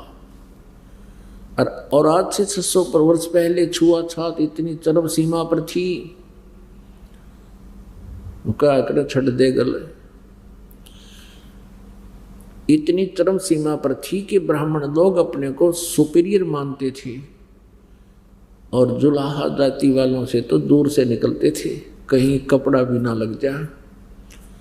और वो ब्राह्मण दोनों जीवा और दत्ता कति दृढ़ हो गए। परमात्मा ने उपदेश देने से पहले अपनी सारी हिस्ट्री बता दी। मैं दानक हूँ भाई, जुलाहा हूँ, शूद्र जाति से हूँ। कहीं कल फिर लोक लाज में आकर तुम्हारे मन में दोष आ जावे, लोगों के कहने से तुम गलानी करोगे तो तुम्हारा नाम नष्ट हो जाएगा, भक्ति नहीं रहेगी। जीवा दत्ता ने कहा, प्रभु हम परमात्मा पाने के लिए ये मनुष्य जीवन मानते हैं, आप हमारे गुरुदेव, हम आपके बच्चे, हमने समाज नहीं देखना। दोनों को नाम दे दिया। जब नगर के उस गांव के ब्राह्मणों को पता चला, क्योंकि रोज चर्चा चलावें एक दूसरे ब्राह्मण के अपने मित्र भाई चाचे ताऊओं से बताओ कि हमने पूरम संत मिल गए, देखो हमारी सुख की टहनी हरी होगी, स्वप्न दिखाओ बुला बुला कर। वो तो ये इसलिए बुलाओ कि ये भी कल्याण करवा ले, लेकिन विरोध शुरू हो गया। सबने पंचायत करी, जीवा दत्ता को भाईचारे से जाति से निकाल दिया और कहा कि इससे बात भी नहीं करना, इनसे इनकी सब लेन देन भी बंद और इनके बच्चों से भी रिश्ता नहीं होने देना। अब जीवा दत्ता की, जीवा का लड़का था, दत्ता की लड़की थी, युवा होगी, विवाह के योग्य होगी, कोई ब्राह्मण हाथ नहीं रखने दे। सब ने मना कर दिया कि इनके बच्चों का कोई विवाह भी ना करे, कोई सगाई ना ले। तब उन दोनों ने परमेश्वर से प्रार्थना की कि हे प्रभु, एक समस्या पैदा कर दी, इन समाज वालों ने हमारे बच्चों का कहीं नाता भी नहीं जुड़ता। परमेश्वर ने कहा, बेटा तुम मेरी आज्ञा का पालन करोगे? हाँ, कहाँ जी। आप ये कहलवा दो कि भी हमारे कहीं भी कोई रिश्ता नहीं हो रहा है, इसलिए हम जीवा का लड़का और दत्ता की लड़की का आपस में संयोग जोड़ेंगे, हमने मन बना लिया है। ये प्रचार करना शुरू कर दो, अभी करना कुछ नहीं तुमने। तो उन्होंने ऐसे ही किसी किसी के पास जाकर कह दिया कि भाई हमने तो अपना इन दोनों का विवाह करेंगे। अब ये सारे बात फैल गई पूरी उसमें गांव में। ब्राह्मणों ने सोचा भैया तो नाक कटेगी, जुल्म हो जाएगा, दुनिया थूकेगी, बाण बाई का ब्याह हो गया। फिर पंचायत हुई, निर्णय हुआ भाई गलती जीवा दत्ता की है, इन बच्चों की क्या है। पंचायत में निर्णय हो गया कि भी इन बच्चों का विवाह हम करेंगे, हम करेंगे कहीं दूर दूर देश में। तो सारी पंचायत इकट्ठी होकर जीवा दत्ता के पास आई कि खबरदार तुमने ऐसा किया तो इन बच्चों का विवाह हम करेंगे, इनका कोई दोष नहीं है, दोष तुम्हारा है। अब नाम उन बच्चा ने भी ले रखा था, तो क्या किया, उस गांव ने ही कहीं लड़की के लिए लड़का ढूंढा, उसका ब्याह कर दिया। ऐसे ही कोई लड़की लाकर उस लड़के का विवाह कर दिया। अब परमात्मा ने कहा, देख बेटा, आपकी सारी समस्या हल होगी, आप पांडे धक्के खांदे, ये ब्याह भी कर दिया, सारे काम हो गए। और फिर वो परमात्मा की कृपा हुई, धीरे धीरे सभी ने उनको अपने साथ मिला लिया। तो पुण्यात्माओं, परमात्मा की चरणों में आने के बाद, पूर्ण परमेश्वर की शरण में आने से हमारी सारी समस्याएं हल होती हैं। ये जो कथा दास ने सुनाई है इसका निष्कर्ष आप देखिएगा, इससे बहुत अच्छी शिक्षा आपको प्राप्त होगी। ये सत्य कथा है। साथ में ये भी बताना चाहता हूं कि जहां पर परमात्मा ने उस सूखे वट की टहनी को हरा भरा किया था चरणामृत से, परमेश्वर कबीर देव जी के चरणामृत से वो वट वृक्ष की टहनी फिर पूरा एक वट वृक्ष बन गया। और आज भी विद्यमान है। उस मंगलेश्वर गांव के पास में एक नौका में बैठकर जाना पड़ता है, आधा 1 किलोमीटर दरिया है बीच में, और वहाँ एक टापू बना हुआ। वो टापू में आज भी वो वट वृक्ष लगभग 4 एकड़ के अंदर, 4 एकड़ में, 4 किल्लियाँ में फैला हुआ है। पहले तो कहते थे कि बहुत लंबा चौड़ा दूर तक फैला हुआ था, अब उसको काट कूट कर थोड़ा सा एक प्रमाण के रूप में रखा हुआ है। और वहाँ कबीर पंथ के एक मठ बना हुआ है, वहाँ पर महंत रूपी उसके यादगार, वो एक यादगार समझ लो आज के दिन में कि ऐसी घटना परमात्मा ने लीला की थी, वो आज सत्य है। इसलिए वहाँ पर आज भी वो वट वृक्ष विद्यमान है। तो इससे क्या शिक्षा मिली? एक तो ये शिक्षा मिली कि पूर्ण संत से उपदेश लेने के बाद फिर अन्य संत की तरफ आपकी आसक्तता नहीं होनी चाहिए। उपदेश लेने से पहले आप बेशक छानबीन करो, पूरा ज्ञान समझो, अन्य संतों को भी देख लो जिनका बोलबाला है, और फिर जहाँ ज्ञान ठीक लगे वहाँ उपदेश लीजिए।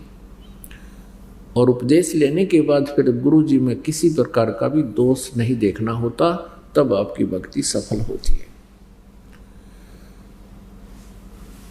और दूसरा ये मिला कि ये मानुष जीवन दुर्लभ है, मिले न बारंबार, तरवर से पत्ता टूट जाए फिर नहीं लगता डाल। ये शिक्षा मिलती है कि इस मनुष्य जीवन में यदि पूर्ण संत नहीं मिले, तत्वदर्शी संत नहीं मिले, इस जीवन का कोई यूज नहीं, कोई लाभ नहीं। आज परमात्मा ने आपके ऊपर वो दोनों मेर बख्श दी, आपका मानुष जीवन और पूर्ण परमात्मा की जानकारी, और पूर्ण संत आपको प्राप्त हुआ, और पूरी जो है साधना आपको प्राप्त हुई। आप कितने पुण्यकर्मी प्राणी हैं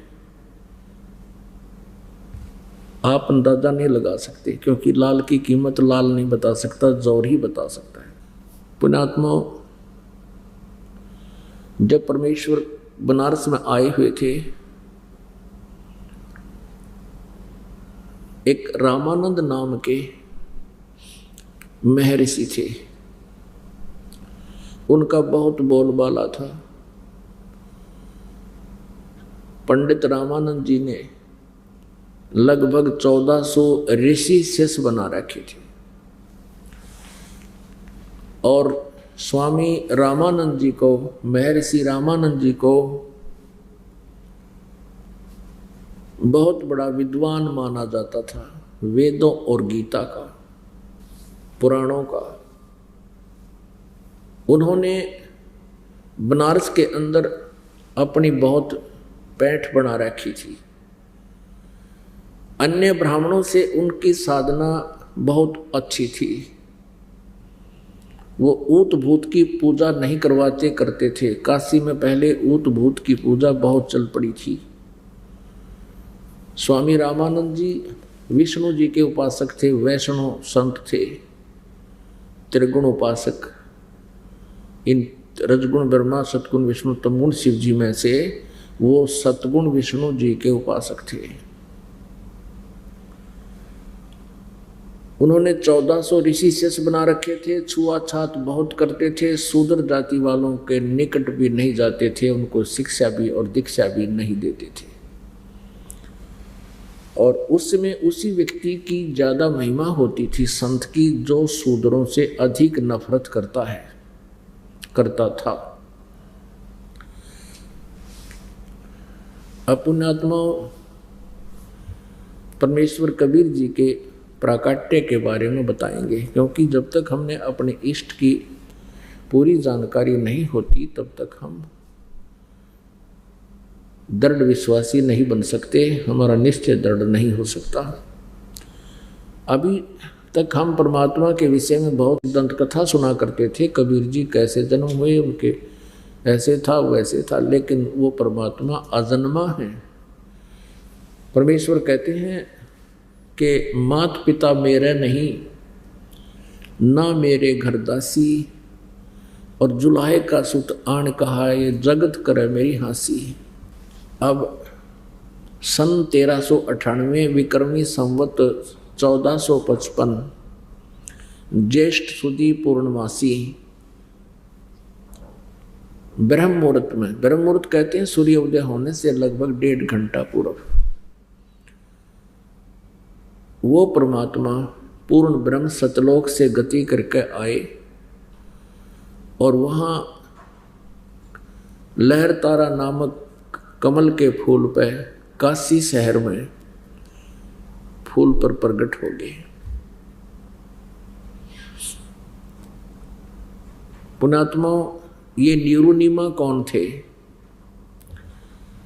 नीरुनीमा इसी जन्म में ये ब्राह्मण ब्राह्मणी थे। गौरी शंकर नीरू का नाम था, सरस्वती उस नीमा का नाम था। गौरी शंकर और सरस्वती पति पत्नी थे, ब्राह्मण थे, शिव जी के पुजारी थे, बड़े नेक आत्मा थे। अन्य ब्राह्मण काशी के बहुत स्वार्थी थे। रामानंद जी ने इसी कारण से काशी में आकर के अपने हिसाब से बहुत ठीक सेटिंग की थी, लेकिन फिर भी बहुत से ब्राह्मण स्वार्थवश अपकथाएं किया करते थे, लोगों से पैसे हड़पते थे, उनको इधर उधर की जंतर मंत्र बताकर बहुत सा पैसा ऐंठते थे। लेकिन गौरी शंकर एक बहुत नेक आत्मा था, वो शिव जी के पुजारी थे, कथा किया करते थे, निस्वार्थ भाव से कथा करते थे। कथा करने का जो भी उसको पूजा उपलब्ध होती थी उसको अपने खाने योग्य रख लेते थे, बाकी का वो भंडारा करते रहते थे। तो अन्य प्रजाजन, काशी के प्रजाजनों में, श्रद्धालुओं में उनके प्रति घनी आस्था थी और अन्य ब्राह्मण इस बात से ईर्ष्या करते थे कि गौरी शंकर की बहुत ज़्यादा महिमा होती जा रही है। वो द्वेष रखते थे, कहते फिरते थे वो तो उसको कोई ज्ञान नहीं आता, वो तो बहुत झूठा है। तो इस बात का ज्ञान मुसलमानों के पीरों को हो गया, काजी और मुल्लाओं को पता हो गया कि गौरी शंकर बहुत प्रचार कर रहा है हिंदू धर्म का, और अन्य ब्राह्मण इससे खुश नहीं है, इसके साथी नहीं। उन्होंने बाई फोर्स जबरदस्ती गौरी शंकर के घर पर अपना पानी छिड़क दिया जूठा, गली में खड़ा होकर पिया और फिर उसको दूसरे लोटे में मिलाया और उनको सब जगह छिड़क दिया और गौरी शंकर सरस्वती दोनों के मुंह में भी डाल दिया। इस घटना को प्रत्यक्ष देख रहे थे आसपास के ब्राह्मण। उन स्वार्थी ब्राह्मणों ने शोर मचा दिया कि गौरी शंकर मुसलमान बन गया, इसका भाईचारा बंद, इसे कोई बातें नहीं करेगा, इसका गंगा में स्नान करना बंद, ये मुसलमान बन गया। मुसलमानों ने उसका नाम रख दिया नूर अली, जिसको नीरू कहने लगे। गौरी शंकर का नाम रख दिया नूर अली, उसको नीरू कहने लगे। और सरस्वती का नाम रख दिया नियामत, उसको नीमा कहने लगे। इस प्रकार ये हिंदू से मुसलमान बन गए। अब इनके सामने समस्या आ गई रोजी रोटी की। पहले तो जो पूजा का पैसा आता था उससे वो अपना निर्वाह करते थे, शेष पैसे को भंडारा कर देते थे, संग्रह संचन नहीं करते थे। अच्छी नेक आत्मा थी, बहुत भली आत्मा थी। अब उन्होंने सोचा कि अब क्या करें, क्योंकि पैसा पास नहीं, कोई व्यवसाय कर नहीं सकते। उन्होंने सोचा सिंपल सा काम है, जुलाहे का कार्य शुरू कर दिया। 4 खुट्टे गड्ढे और वो काम शुरू हो जाता था, कोई विशेष धन व्यय नहीं करना पड़ता था। इस तरह वो कपड़ा बुनने लग गया, जिस कारण से 10, 15, 20 वर्ष उसको ऐसा कार्य करते होंगे तो वो जुलाहा नाम पक गया उसका। अब नीरू भले ही मुसलमान हो गए थे, लेकिन उनके हृदय में भगवान शिव जी की इच्छा नहीं गई थी, उनकी कसक न्यारी थी, उनके प्रति श्रद्धा जो की तो बनी हुई थी, पर वो गुप्त रूप से मन मन में उनको बहुत याद करते थे। अब नीरू निमानी संतान थे। एक दिन जिस दिन परमात्मा उनको मिले, यानी विक्रमी संवत 1455 सन 1398 ज्येष्ठ सुदी पूर्णमासी, जेठ उतरते की पूर्णमासी, ब्रह्म मुहूर्त में, सूर्य उदय होने से लगभग 1.5 घंटा पहले ब्रह्म मुहूर्त कहलाता है। अभी आपने सुना कि वो परमात्मा सतलोक से चलकर आए अपने ऊपर धाम से, और नवजात शिशु का रूप धारण करके काशी शहर में लहर तारा नामक तालाब में विकसित कमल के फूल पर, खिले हुए कमल के फूल पर परमात्मा विराजमान हो गए। नीरू नीमा का गंगा में स्नान करना बंद करवा दिया था इन ब्राह्मणों ने। वो लहर तारा तालाब की कैसे रचना हुई, जैसे वर्षा के दिनों में गंगा दरिया बहुत ऊपर तक भर के चल पड़ती है, और वहाँ एक घाट सा बना हुआ था। उस घाट के ऊपर से पानी, लहरों का पानी उछल उछल कर बहकर नीचे आता था बाहर पटरी से, और वहाँ एक बहुत बड़ा गड्ढा था, उसमें भर जाता था, उसमें फुल हो जाता था। उसको इसलिए लहर तारा तालाब कहा करते थे, जो लहरों के द्वारा भर गया। तारा उस अक्षेत्र का स्थान था, लहरों से भरा हुआ होने के कारण लहर तारा कहलाता था। तो नीरू नीमा गंगा में स्नान नहीं कर सकते थे, क्योंकि उन पर प्रतिबंध लग गया था। अपने घर से, उनकी झोंपड़ी से लगभग 3-4 किलोमीटर की दूरी पर वो लहर तारा तालाब था। वहाँ सुबह सुबह प्रतिदिन स्नान करने जाते थे, सैर सपट्टा भी कराते थे, स्नान भी करके आते थे। ब्राह्मण होने के नाते वो नहान धोन की उनके अंदर विशेष व्यवस्था, आस्था, श्रद्धा बनी हुई थी। उस दिन भी प्रतिदिन की तरह वो स्नान करने के लिए दोनों जा रहे थे, नीरू और नीमा।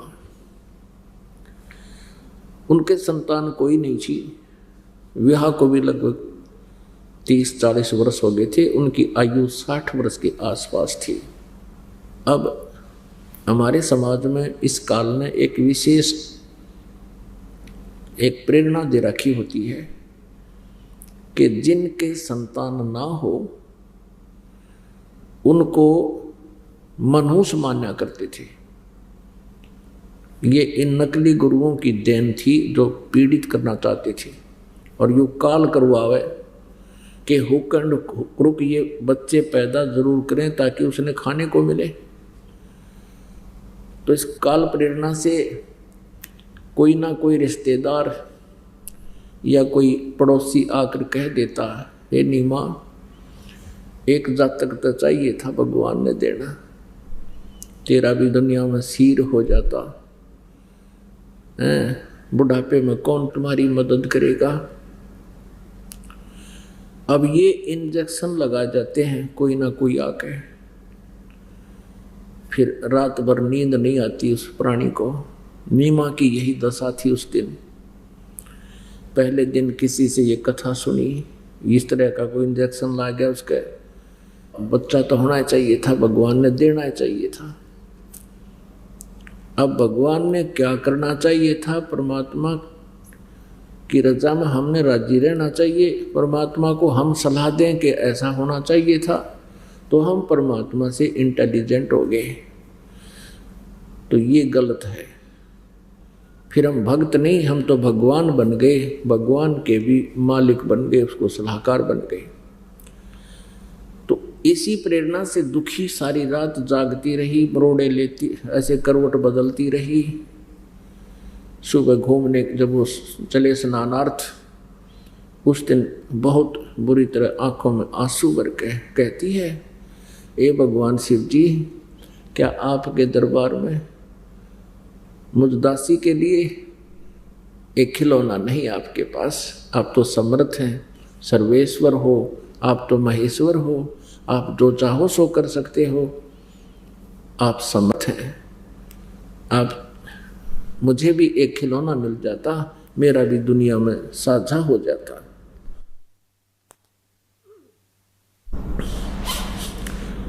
और जनता की कटी दली बातें मुझे सुननी पड़ती हैं भगवान। ऐसा कहकर फूट फूट कर रोने लगी। नीरू ने कहा, नीमा, यदि हमारे भाग्य में होता बच्चा तो परमात्मा भगवान शिव जी अवश्य देते। हमारे भाग्य में नहीं है, वो नहीं दे सकते। और ऐसे रो रो कर अपनी आंखें फोड़ लेगी, बुढ़ापे का कोई सहारा नहीं, आंखों से दिखना बंद हो गया तो दूना दुख हो जाएगा। तो रोया मत कर, संतोष कर ले। अब तो 40 वर्ष हो गए विवाह ने, अब कौन संतान कहाँ से होगी? आप कुछ विचार करो, मत रो।